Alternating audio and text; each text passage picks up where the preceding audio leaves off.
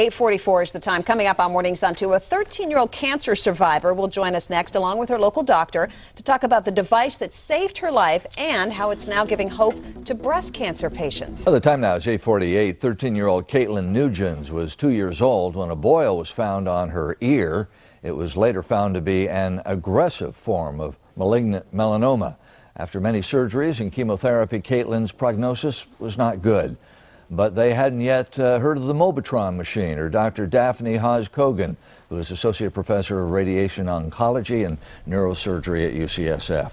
The good doctor joins us this morning, along with Caitlin Nugent and her mother, Kathy Easley. Nice to have you all here. Thank you. So Caitlin was 2 years old. You discover a little sore boil on her ear. It's a boil. Take her to the doctor, and what did the doctors say? Well, originally we had lived in Grass Valley in California, and we moved to Sacramento. I must have took her to the doctor 5 or 6 times, and they gave me a prescription before I got to the right doctor. And a prescription was just put a little salve on it, or Augmentin. and it was nothing to really worry about.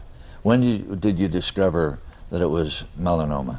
They took a biopsy of it in Sacramento, and they didn't really have doctors there. They sent me. How many surgeries and chemotherapies did Caitlin go through? Caitlin's had about 6 surgeries and about 2 years of chemo. Yeah. And was there ever a point that doctors said, there's nothing more we can do here? Before her last operation, they said if this didn't work, that would be it. And the prognosis from there on was what? Well, before she had her last operation with the Mobetron, they said if that didn't work, there wouldn't be anything else they would do. How are you feeling today, Caitlin? I'm good, thank you. And you have to, give a lot of that to the doctor sitting next to you here. Yeah. No, I don't think so. But Doctor, how did you hear about Caitlin? And when you saw her the first time, did you think you could help? it was definitely, I think, a very stressful, tenuous situation. She had recurred multiple times, had many surgeries and other therapies, and we were certainly hopeful we could help her.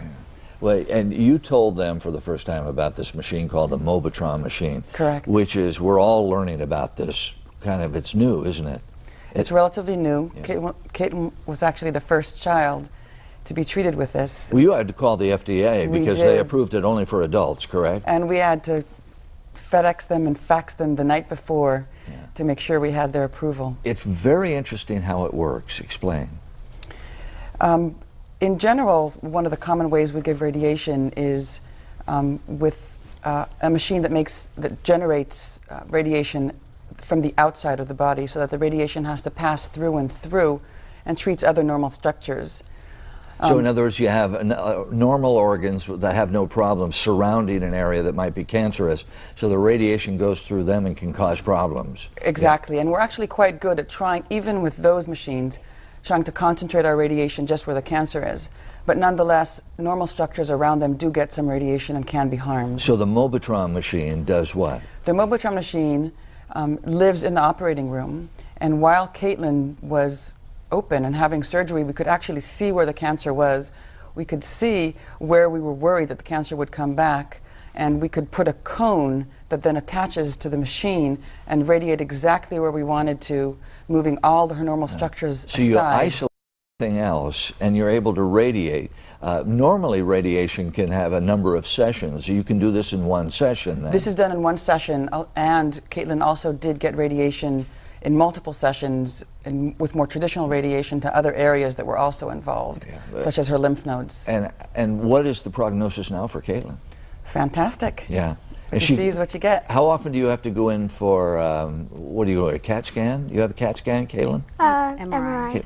An MRI. And how often do you have to do that? Once a year, I think. Yeah. I understand you always, do you try to make it around Christmas so you can be part of the Christmas party there and all with all the people that helped you? How is this Mobetron machine being used with other cancers?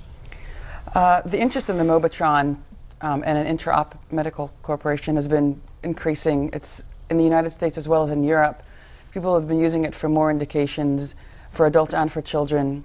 It's been used in cancers that occur in the abdomen, in the hands and feet, and the extremities. How about breast cancer? Now there's interest in using it for breast cancer. So in other words, again, when you go in maybe to do a biopsy or whatever, you find out if can you find out if it's malignant at that point? Sometimes, or sometimes you know from a prior surgery. Are you, I mean, just from the just normal layman's language, are you really excited about this? Terribly excited about it. It could solve a lot of problems. Yeah, and seeing Caitlin is just the queen of all inspirations. Where do you go to school, Caitlin? Carnegie. Where is it? Carnegie. It's And in Sacramento. Oh, Sacramento. What grade are you in now? I'm in 7th grade. Yeah. Well, thank you for coming this morning. Thank you, Thank you for Kathy. having Thank me. you. Yeah, it's a great story. Thank you, Doctor. Pleasure. If you want to know more about the Mobetron machine, all you have to do is go on KTVU.com and click on web links and get the information.